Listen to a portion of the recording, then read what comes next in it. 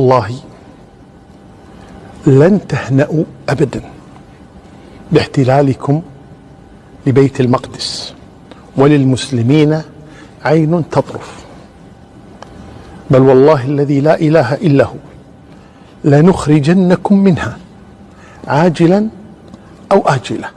والله جل وعلا أخبرنا في كتابه العزيز: وقضينا إلى بني إسرائيل في الكتاب لتفسدن في الأرض مرتين ولتعلن علوا كبيرا، فإذا جاء وعد أولاهما بعثنا عليكم عبادا لنا أولي بأس شديد فجاسوا خلال الديار وكان وعدا مفعولا.